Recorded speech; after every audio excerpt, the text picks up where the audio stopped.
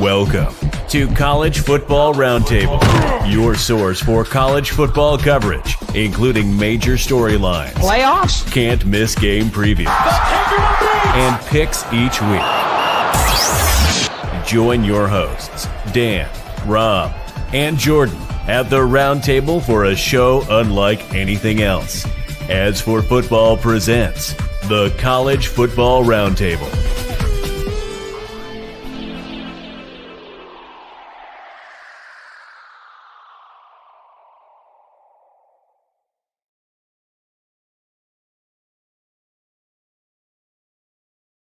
Well, you can tell that Rob's not here because I ran the wrong fucking intro. What are you going to do? Yeah.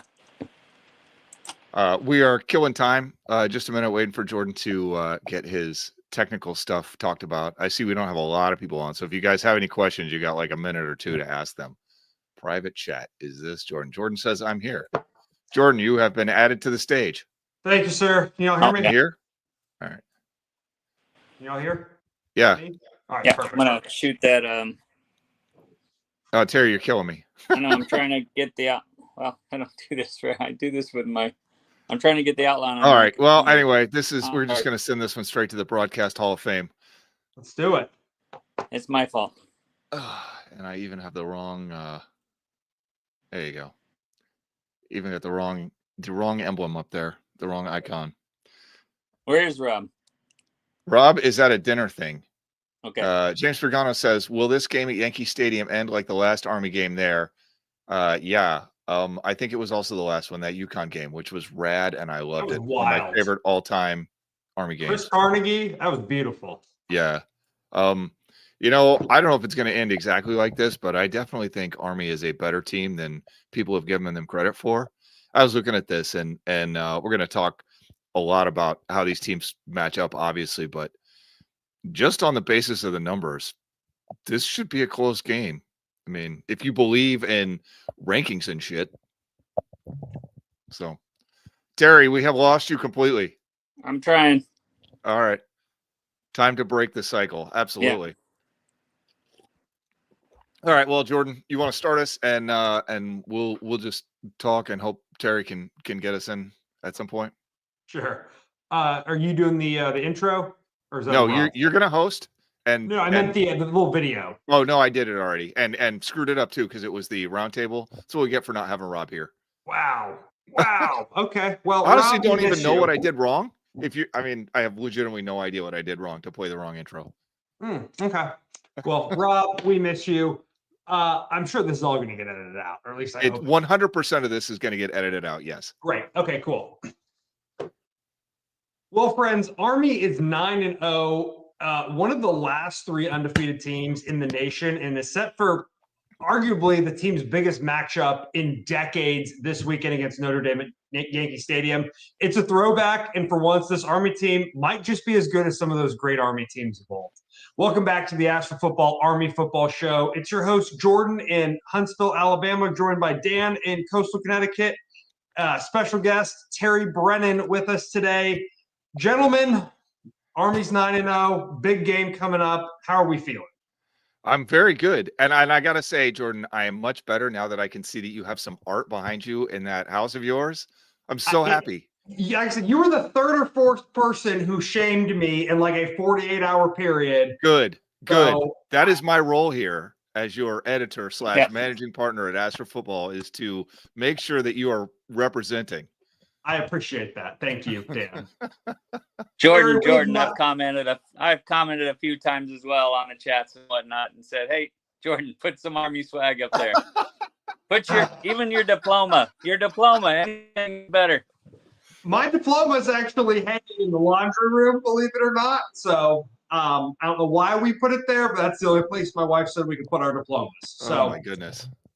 I'll see if we can revisit the diploma placement behind me instead of these nice, whatever the hell they are that my wife and mother-in-law picked out. So that's you know what? Speaking of picking things out in your home, one of the biggest decisions that you can make in the home buying process is who your realtor is. And if you're about to PCS into the Fort Liberty area, we have the realtor for you. Jocelyn Bradley is a veteran who spent her Army career in logistics. There, she discovered her passion for making a difference in people's lives. She's committed to helping her clients find their dream homes where they are in the market, and she provides excellent service when she's working for you. She's decided to support Ask for Football this season, and she's the right person to get you into the home of your dreams. She has an extended network of veteran realtors who can support you if you're moving somewhere else in the country. So if you're in the market for a home, Jocelyn should be your first call. Even if you're not moving specifically to Liberty, you still need a realtor you can trust. Jocelyn makes recommendations, won't cost you anything. Reach out and let her put you in touch with someone with actual integrity in whatever market you're heading into. So to kind of recap where we're at, coming off a bye week, had North Texas 2 weeks ago. We talked about the North Texas game on last week's combined Army/Roundtable show. Army beat North Texas 14-3. They're 9-0, 19th in the CFP rankings, 18th in the AP, 17th in the coaches. We did not review fact or fiction from the UNT game, so let's do that now. Fact or fiction. Army defense will get 2 turnovers. That was a fact. That was fact agreement. 2 interceptions in the end zone. That was from Rob. Dan said Jake Rendina actually plays some snaps this week. That was fact. Another fact agreement. Joe said Army defense holds North Texas under 30 points. That was fact. Dan and I were the haters. We both said fiction, but that was fact. Thank God it was fact. And I said Army finally falls behind on the scoreboard for the first time. That was fact. I was the only one that was negative enough to say fact. UNT got the ball first, scored a field goal. I mean, they had the lead for all of, 2.5, 3 minutes. But unfortunately, that statistic came to an end. Dano, you want to read some of these stats from the Army team heading into this week's matchup? Before we go on, let me just acknowledge that I think this is the first time we've ever got all of the fact or fictions correct in the history of this show. We started this in 2018, and wow. And then there you have it. So it's kind of sad. Yeah, congrats. So I'm going to read these, and there's a lot of them. So just buckle in for a second, and I want you to sort of take mental notes, because we're going to come back to this when we go through the Notre Dame stuff, because a lot of these where we talk about Army, we could also talk about Notre Dame. But Army team stats heading into this week's marquee matchup. They have the #1 rushing offense, 335 yards per game on 6.2 yards per carry, which is nuts. The #1 red zone defense, having allowed 8 touchdowns and 10 total scores on 20 trips, which is insane. #1 in interceptions thrown. They've thrown exactly 1 interception this season. #1 in passing yards per completion at almost 19. #1 in sacks allowed at just 3, which is also nuts. #2 in scoring defense, allowing just 10.3 points per game, which is definitely not something we've ever seen before. #2 in tackles for loss allowed at 2.4 per game. That's kind of normal for a triple option offense. #2 in third down defense. Couldn't find a way to measure that one, but it's still true. #2 in fourth down offense, converting 84.2% of the time, and that's with several uncontested kneel downs. #3 in rushing defense, allowing 83 yards rushing per game on 3.2 yards per carry. #3 in first down defense. #6 in turnover margin at +11. #6 in fewest penalties per game. #7 in fumbles lost, 2 in 9 games, which is an insane stat.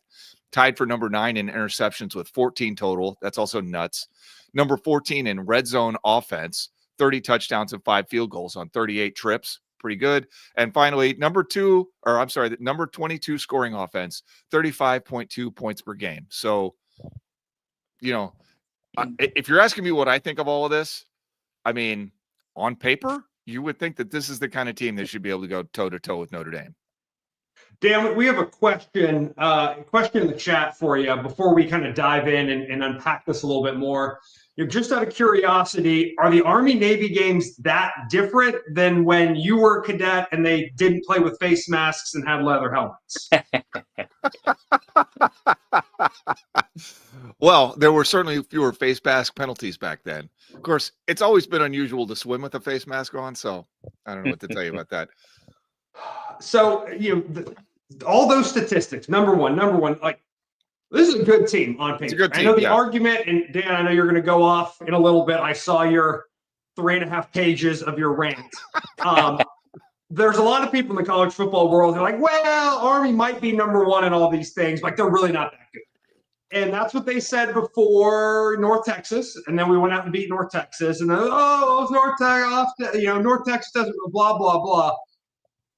On paper, this is a good football team. That being said, our strength of schedule is not the best in the world. So is there weighting that we're doing with these numbers, or are we just taking it at face value that we're number one in the country in rushing offense, and that's that? What are your thoughts on that? I think that this is a good team, and I think, sure, you can only play the teams that you've played, but you look at like Liberty last year and the teams that they played, and they weren't necessarily blowing everybody out. And this year they certainly haven't been blowing everybody out. I mean, if we just look at how this team is playing compared to how other Army teams have played in the past, they have been good on offense. They've been good on defense, but it's rare that they've been this good on both at the same time.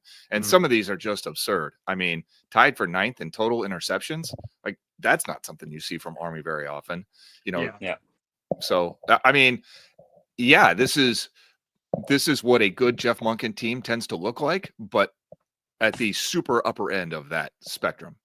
Okay. Terry, do you agree? Yeah.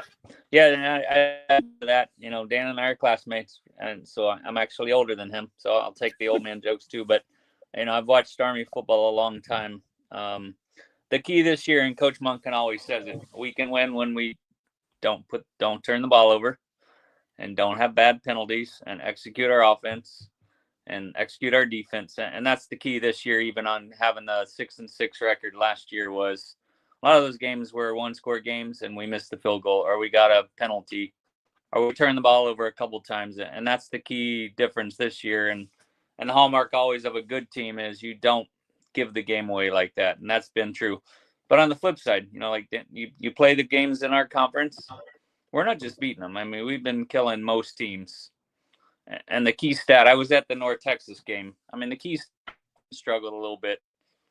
We had 21 play drive and held one of the top scoring offenses in the country to 3 points. So that's pretty impressive.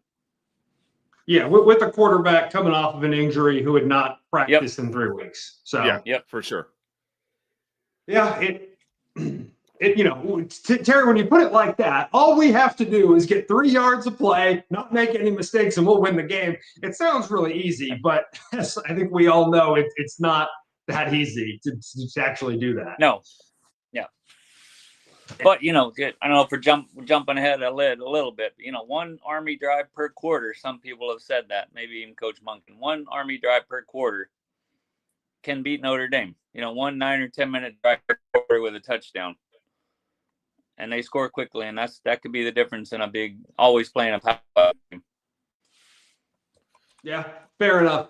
Dan, we saw Army jump quite a bit in the rankings this week, at least in the CFP. I know you follow a lot of the S&P stuff like that. Are we seeing respect, whatever we want to call it, kind of coming towards Army? Is that at all factoring into your confidence for this week?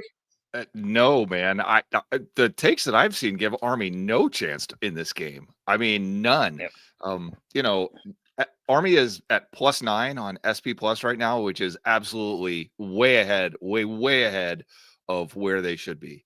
And a lot of the takes that I've seen have said, like, oh, Notre Dame handled Navy, so they should handle Army too. And that's got to be the laziest possible take. I mean, listen, I expect Army-Navy game to be a close, but just on the numbers, Army should be a 10-point favorite against Navy. I'm not saying that it's going to be a blowout or whatever, but that's just on the numbers. This is where we are with this season. And those same numbers make Army about a 14-point underdog to Notre Dame, which is where the betting line is. So that part of it is okay. But a lot of times in these Power 5 games, the Black Knights go in as like a 25 or a 30-point underdog. And this year they have, on the numbers, just based solely on the numbers, a puncher's chance of winning the game. Usually, I'll tell you what, when they went to Norman, Oklahoma and took the Sooners to overtime, they were 30 30-point underdogs, 27 points, something like that. Something like that, yeah. Yeah, And I mean, against Michigan, we were 24, 25-point underdogs. Yeah. It took them a double overtime. So you just have to take the good with the bad, and this is as far as these things go, this is as good as it gets. Yeah. Speaking of as good as it gets, Craig Oxane is just about as good as it gets. Dan, why don't you tell us about Craig? Craig is a West Point member of the West Point class of 1994, licensed to lend in all 50 states, but based out of Chicago. He is one of the most successful VA lenders in the country. Craig offers super competitive rates, and he's just a guy that you can talk to on the phone and talk and deal with. And that's important because the mortgage process is super confusing. Interest rates are jumping around all over the place, and it's a very difficult time now in our nation to figure out, how do I need to buy and finance a house? Like it's just complicated, right? And you made me move in and trying to figure that out. And this is why, this is how the West Point network functions. Craig is helping us stay in business here at As for Football, and we're trying to help you get the best deal on a mortgage that we possibly can. I call somebody that if you call them, they'll answer the phone, not a big box bank or a mindless website. Plus, Craig doesn't charge lending fees for veterans. That is a huge savings of like $1,300, $1,300. You save yourself $1,300. So Craig Oxane, Vice President of Residential Lending at New American Funding. Check him out. Links on our website. Just go to asforfootball.com. You'll find a little business card there. You click on it, fill out a little questionnaire. You'll be talking to Craig in a couple of hours. And I'm telling you, that's as easy as it gets in a very difficult mortgage process. Good deal. Thanks, Dano. All right, let's talk Notre Dame. Notre Dame is 9-1. That one is a loss against Northern Illinois, not USC, not Penn State, Northern Illinois. So AP poll, coaches poll, and CFP have them ranked at 6th overall. Irish traditionally do get ranked very well. Open with a 23-13 win over Texas A&M. Like I said, then they immediately turned around and lost to a very mediocre Northern Illinois, 16-14. Beat Purdue 66-7, beat Miami of Ohio 28-3, beat number 15 Louisville 31-24, beat Stanford 49-7, Georgia Tech 31-13, beat number 24 Navy 51-14, beat a god-awful Florida State team 52-3, and then just beat Virginia 35-14. Irish right now are favored to have a home college football playoff game against a multi-loss team out of the SEC. I think what's interesting is we look at the schedule. There's not a ton of consistency. No. Obviously, they beat the crap out of FSU, beat the crap out of Navy, and then struggled against Louisville, which I think Louisville's a better team than either of those. Beat the crap out of Purdue, beat the crap out of Miami of Ohio. None of the teams they're beating the crap out of are very good. Virginia held it kind of close. Texas A&M played them close.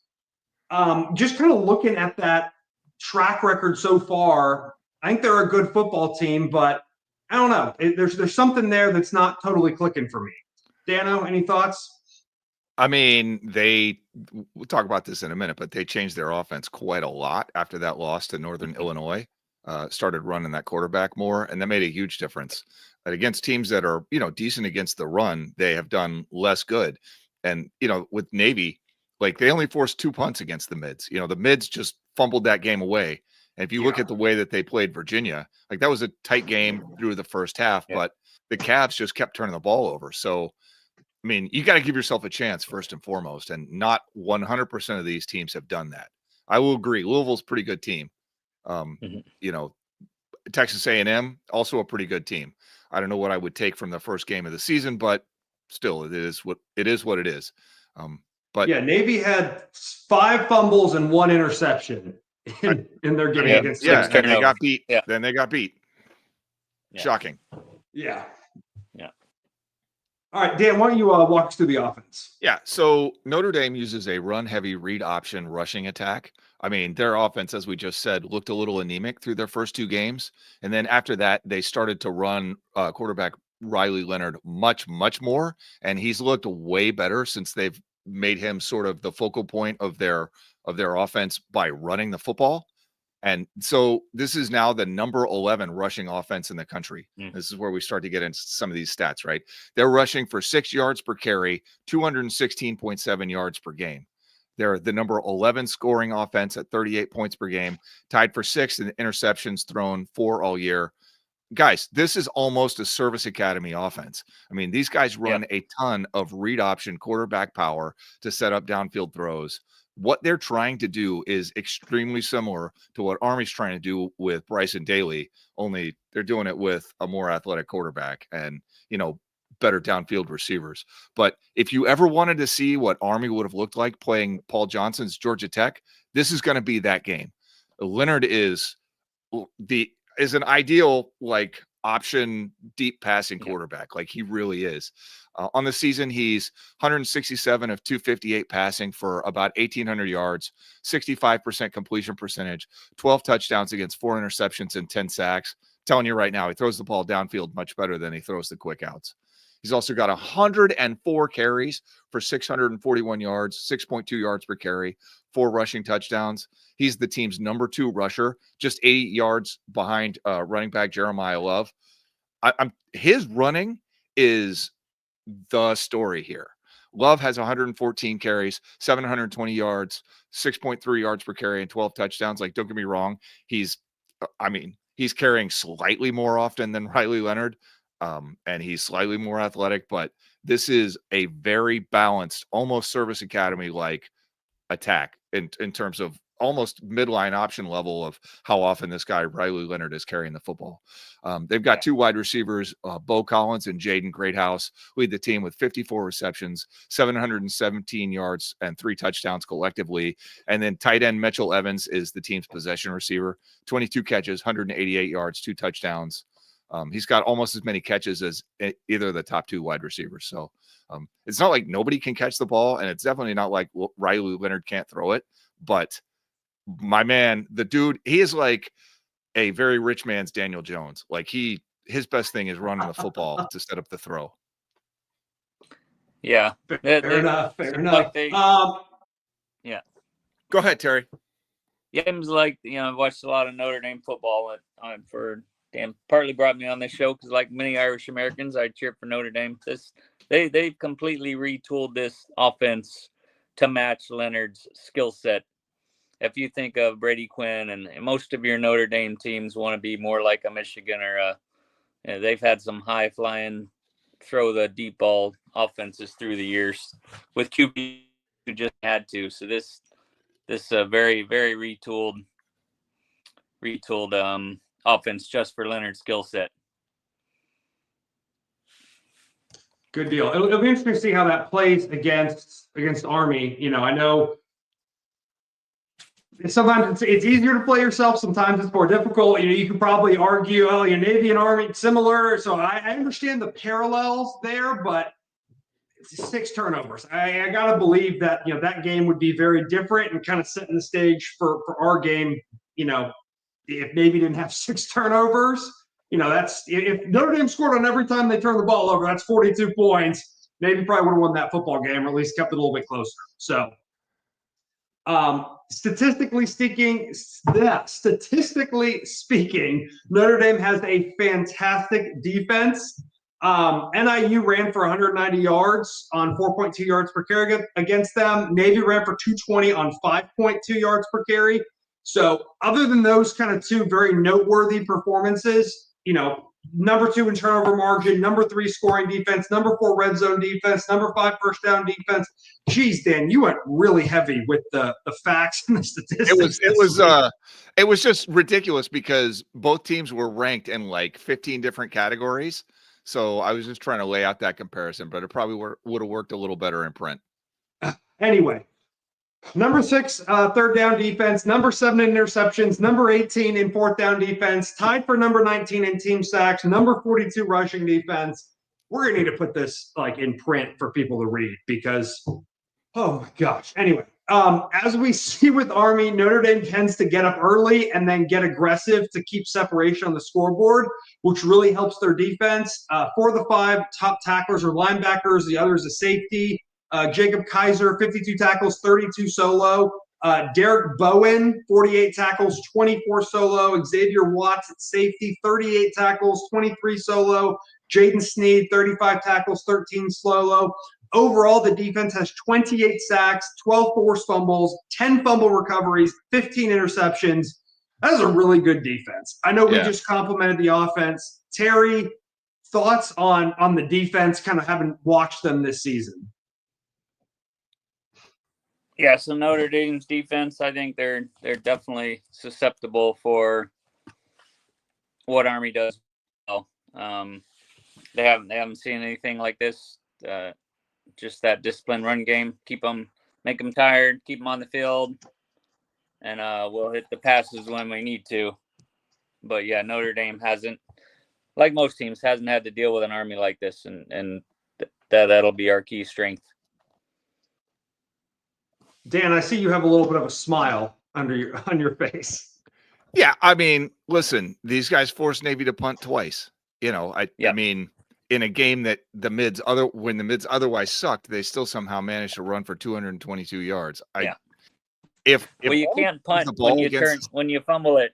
Yeah, you can't punt when you turn it over 6 times though. I mean, listen, Blake Horvath got hurt in that game, and he hasn't looked the same since, and Navy hasn't looked the same since. So that's unfortunate. If Army can run the ball, I think that they'll be in decent shape. And I think if Notre Dame can absolutely stonewall this offense, that we're screwed. It's not complicated.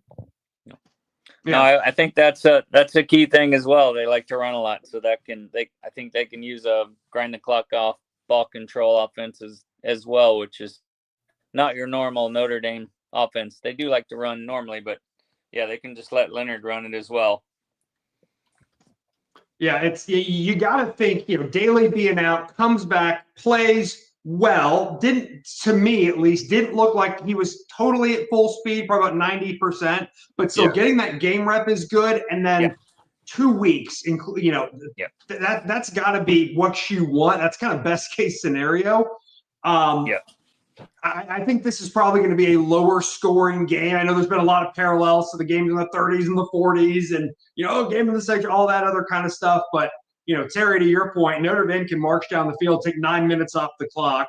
Army can turn around, take 12 minutes off the clock. And then it might be 7-7 at halftime, depending on how things go. So it could be a very quick in the sense of there's not going to be a lot of drop passes, but also long in the sense of 10-minute drives. So it could be one of those weird games where it's like, holy crap, it's already halftime. The game's only been on for 56 minutes or whatever it is.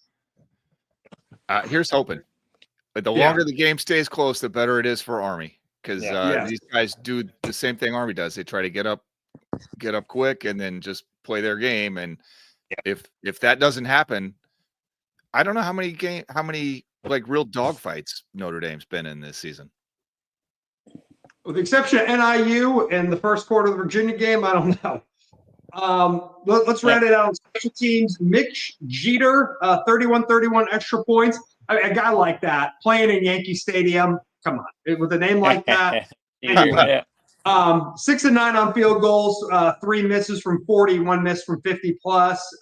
James Rendell, 5 punts, averaging 48 yards versus Virginia, and then he punt 4 inside the 20, so pretty decent punter. Weather, partly cloudy skies, temps in the mid 40s, winds up to 13 mile an hour. Opened at Army plus 12.5, rose as high as Army 15.5. Now it's Army 14.5. On one betting site, the Sharps took Notre Dame, saying Army is, quote, horrific versus inside zone runs.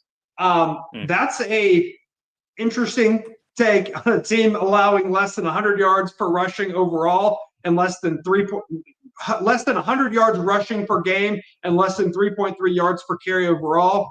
Over-under sits at 44.5.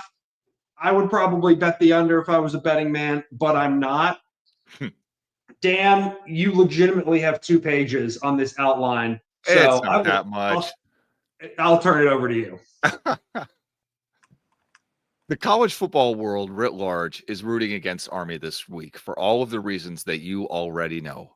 No one wants to play this offense. Army is not playing basketball on grass. There is not one thing that's sexy about this team. dudes might want to thank these kids for their service, but no one wants to take them seriously as athletes. And I get the feeling that for some of these commentators, it's just uncomfortable. Like they can't preview how any of these guys will project into the NFL. And so it's harder for the announce team. And that results in some of the weirdest, most just otherworldly crap from the broadcast team. And there's just nothing about this Army team that fits in anywhere in modern society. Army's a pain in the ass, except in the sense that it makes all these fools feel good about their patriotism on Army Navy Day. And honestly, why is it that Army and honestly, this is why Army grads and academy grads generally have to stick together. This is a hostile freaking world out there, and people get freaked out when they learn that you like turn down Harvard to go to West Point. That's so anti-American in the sense of what Americans will choose to do with their lives, that people will stand there and stare at you like a landed trout for 20 seconds when they hear your personal story about why you chose West Point. And then it's like, I can't believe you, followed by a geyser of bullshit about thank you for your service. So what I personally really want out of this game is shock, awe, and disappointment for all of the dime store patriots out there who would have served, except they would have punched a drill instructor. Because I feel like 100% of those people root for Notre Dame, especially this week, even though they never set foot on that campus. And I just can't tell you how much I personally hate every single one of those people. Like, those are my least favorite people on earth. In that sense, I got to give Notre Dame coach Marcus Freeman a lot of credit, because he went to trouble of saying that this is not Navy 2.0. He and his teams treat these cadet athletes like athletes. Even so, I can't helping this. His team subconsciously overlooks this game. And I also hope that it's cold as hell out there and that no one can throw or catch worth a damn. And, even with all that said, I still give Notre Dame credit for treating this like it's a serious football game. I mean, obviously, Army wins this game the same way they won at North Texas. On offense, we know what that looks like. And on defense, if they can bottle up Riley Leonard and while maintaining rush lane integrity, make him move the ball through the air, like they got every chance to get this kid on the wrong foot. And then who knows what'll happen. Yeah, that'll definitely create chaos, and that's what Army needs. So, yes, that's my rant, Jordan. Terry, as our quasi Notre Dame fan, what are your thoughts? So most Irish Americans, Dan and Matt and I have chatted about this a lot. Most Irish Americans are Notre Dame fans because when Notre Dame started, it was the only Catholic college that was also Irish Americans. There was a lot of discrimination against Irish Catholics back then, so they put the school. That's why the school's in Indiana. They could go be left alone there. And then New Rockney, they started playing football. 1913 was actually the first Army Notre Dame game. But that's the reason why most Irish Americans cheer for Notre Dame, and that's my second team after Army. It will be a good game. There's lots of fans. There's lots of, just like in Rudy, which, like Dan says, he got paid to be a punching bag. But families like Rudy's cheer for Notre Dame just because it's a big-time Catholic school. Same why many like President Kennedy. He was the first Irish Catholic president. But it's a big deal. New York City is a big area for Notre Dame fans. It'll be they intentionally limited cadet tickets to around 600. Just because that's a big money maker for the Irish.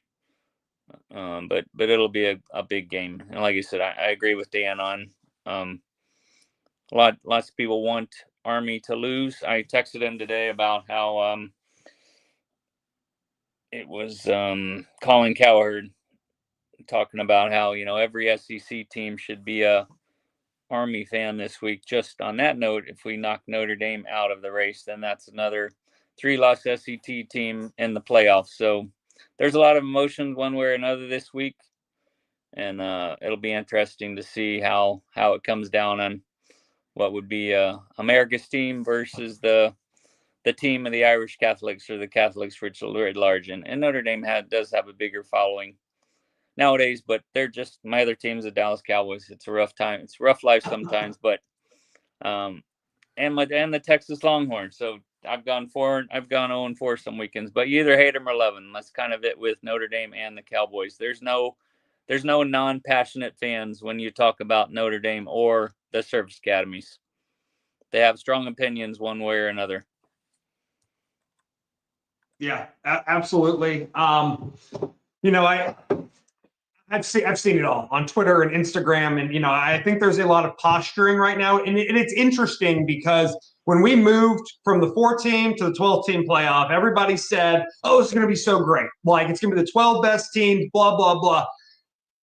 There was a lot of jockeying with the 4, because we usually knew who number 1 and number 2 were, and it was like that number 3, number 4. There was a lot of jockeying. I feel like opening it up as much as they have has greatly increased the jockeying and the positioning, because under the old system, it was virtually impossible for a group of 5 team to get it. It just wasn't going to happen.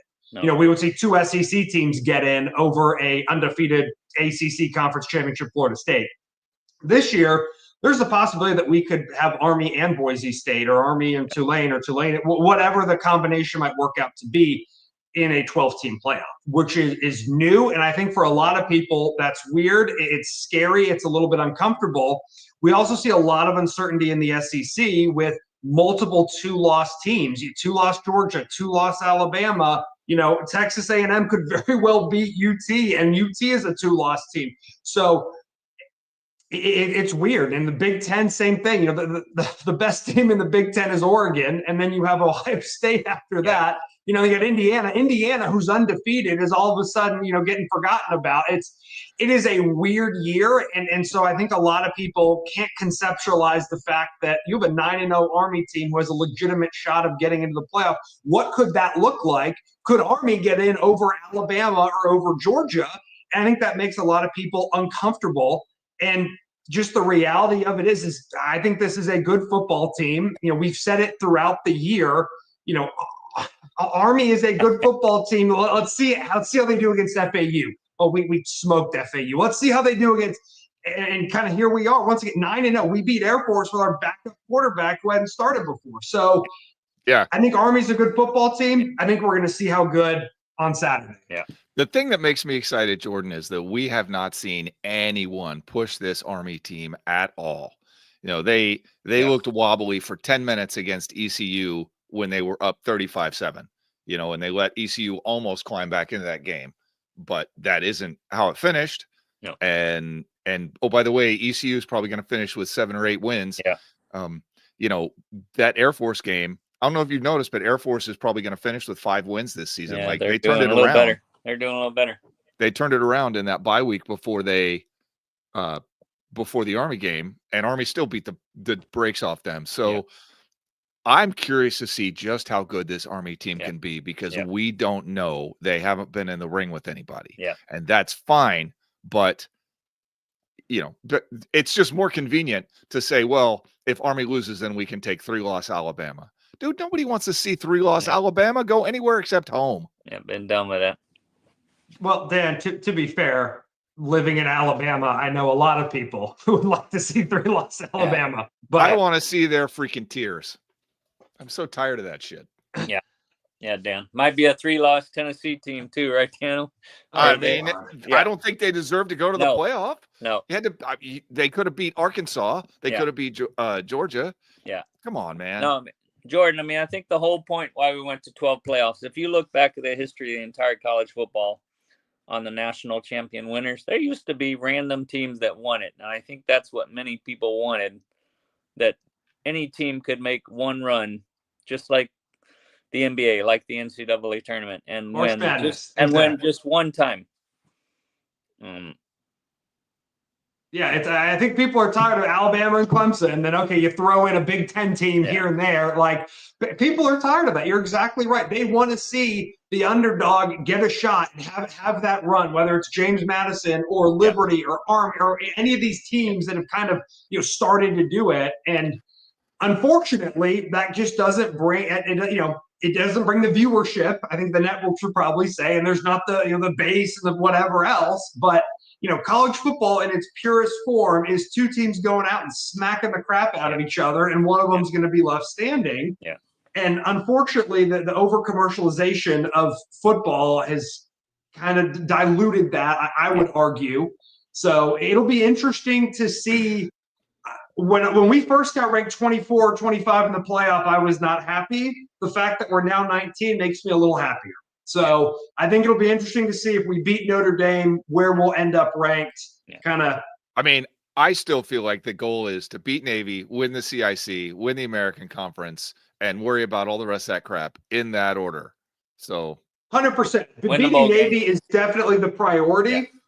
But let's also be honest with each other. When was the last time Army was this good? 1996. I was 1 year old. So I would like to enjoy this if it's not going to be, if I have to wait another 30 years for it to happen. Jordan, you were 1 year old. I'd been a platoon leader for a year. Yeah. Well, Dan. No. Dan, on top of all of that, I would love for Coach Monken to get a win over a ranked P4 team. It is overdue for him. Yeah, for sure. Absolutely. Yeah. Yeah. We've come close. We've come very close. It's about time. All right, hey, let's go on to fact or fiction. And in typical Jordan fashion, I do not have one yet. So counting on the Firsty Club to maybe please provide me one. Dan, why don't we go ahead and start with you, though? Sure, because I wrote one down. Bryson Daly, I actually worried about this for a while, but I finally just said, screw it. Bryson Daly rushes for 150 yards. Go ahead, Jordan. You look like you got an opinion. Yeah. Well, I think Terry nodding his head. Oh, go ahead, Terry. Sorry. So I love Bryson Daly. I would love us to expand the offense. I think he could do it. I think to beat Notre Dame, we need to max out the entire offense, the slot backs, the fullbacks. Oh, so okay. As much as I say he could, I'm going to say fiction only because I think to win we should not. Not hating to use the word should, but that's the only reason why I'm saying fiction. Okay. I'm going to say fiction as well. I think because Daly does not have the speed to break it long down the field and get a 60, 70-yard run against Notre Dame. I think he's going to carry the ball 20, 30 plus times. Yeah. I think Notre Dame has watched the film. They know that he's a dark horse for the highs. They're aware of who he is. I think they're going to be keying on him. So I think he's going to get a lot of carries. I think most of them are going to be 3 yards a carry. I think he'll have a couple 6, 7, 8, 9 yards, but I think the majority of his are going to be 3 yards a carry. And I just don't think that he's going to have the breakaway. And like Terry said, I think there's going to be a lot of involving the slot backs and moving things around as much as possible. I think we got to pitch and counter a lot this week and give to the fullback a lot more often. Yeah. So that's interesting, but you guys are both wrong. 30 times 5 is 150. Yeah. Which is how Army wins this game. Yeah. Bryson Daly is going to carry this. At the end of the day, this game is about violence and, bringing in Jake Rendina as your 270-pound fullback to just knock the snot out of people. Yeah. That's how Army wins this game. That's my personal opinion. You very well could be right, Dan. And I hope you're right, Dan. I really do. But I just if Army wants to win this game, I just think that they have to use the assets that they have that can compete with Notre Dame's assets. And to me, that's Kanye Udo, Bryson Daly, and Jake Rendina, and just hard-headed man ball, for lack of a better term. On that, Dan, do you think the speed of Short and Reynolds off the slot and T-Rob is going to be there this week? I think those guys are fast, but I don't think they're faster than Notre Dame secondary. Okay, yeah. I'm saying we'd only spring them if our blocking executes. Yeah. They're not going to outrun anybody. No. Yeah. Terry, what's your fact or fiction? All right. So if everyone doesn't know, I'm the parent of a plebe tight end. I'm not saying it's going to be him at all, but I'm saying we need to mix this thing up. I'm saying my fact, we get a first down pass to a tight end completed this week. I'll buy that. It's got to be something different. It might be that many teams use it. So that's it. A first down pass completed to a tight end. I take it you're saying fact to that one, Terry? Yes, that's the fact. Yeah. All right. I'm going to say fiction. Sorry, Terry. They're never going to throw that tight end. They're going to the first throw to a tight end all year is going to come in the Army Navy game. It could be true. All right, my fact or faction. Wow. My fact or fiction, courtesy of James from the Firsty Club. Thank you, sir. Army wins the turnover battle. Dano. I think that's a fact. Yeah. I'm going fact. Bryson Daly looked like a guy who hadn't practiced in 2 weeks in the North Texas game. And I think people, if you don't watch Army and you don't know what you're looking at, you think, oh, this is who this guy is. No, it's that they committed. He threw his only interception. The play was absolutely there. He threw it short because he hadn't practiced in 2 weeks. It's not even complicated. Udo had a fourth quarter fumble too. Yeah. Well, I mean, that was a tough play. I mean, I'm not saying that it's excused, but it's the kind of thing that can happen in football. Yeah. Ball gets ripped as you're falling. Yeah. But no. Yeah, we have agreement on that one, right? Yeah. Yes, sir. All right. Good. As for football is growing. Go ahead, Terry. No, that's it. Okay.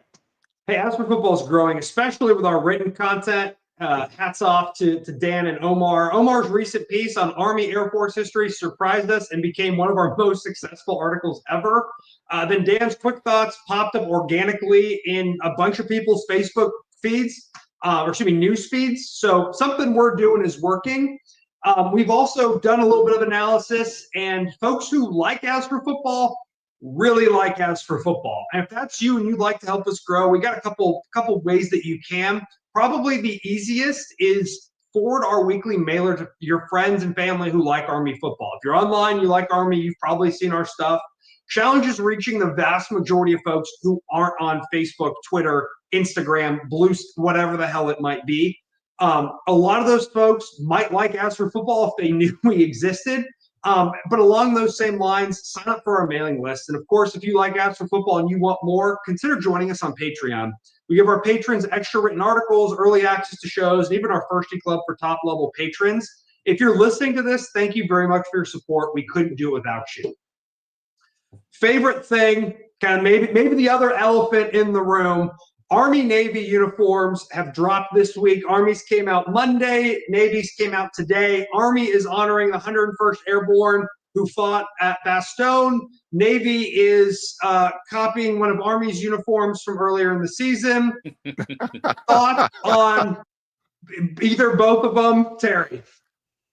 So my wife Pam and I talked about the Navy uniform walking up today, and once again, the Army uniforms are so incredible. There's so many little details that our historians and Army and Nike and the design team just get right. I don't know if Under Armour just not good at it, and I think it's the Jolly Rogers. I don't know who that is, but again, they've honored buildings, and they just don't seem to get it right. I mean, even with their history, it just doesn't look like a cool uniform.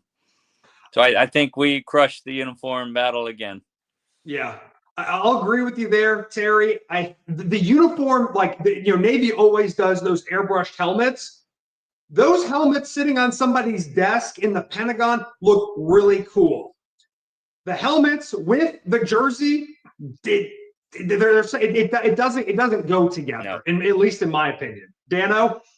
I got to give them credit for at least honoring a fighting unit from their history. I also do not know anything about the Jolly Rogers or the Skull and Bones, or I even after having seen the uniforms and watching the video, I still don't know who they are, except that they're a fighter squadron. But it's a real unit that fought in World War II, so I'll take it. I mean, Navy will do anything. I mean, literally anything, other than honoring the people on the ships. Yeah, the regular surface warfare people, but fighter pilots are people too most of the time, and and so we'll take it. The 101st are I don't personally have a connection there. I mean, the 1st Armor Division is probably my favorite unit over, just because I felt like I saw myself reflected there, and the 3rd ID the same too. So but the uniform is cool, and with the snow on there, I am deathly afraid that there's going to be a blizzard now. Wouldn't that be something? Well, gentlemen, it's been a pleasure. Listeners, thank you for hanging with us for the last 45-ish minutes. Go Army, beat Notre Dame. Beat 'em. Thanks for joining us on the Ask for Football College Football Roundtable. Special thanks to our sponsor, Jocelyn Bradley Real Estate. If you're buying or selling, reach out to Jocelyn for expert service. If you enjoyed the show, please consider supporting us on Patreon at patreon.com/askforfootball. Your support will help keep the lights on and bring in more great content. Plus, you'll get access to exclusive perks and behind-the-scenes extras. Thanks for being a part of the Ask for Football community. Go Army, beat Navy, and we'll catch you guys next week.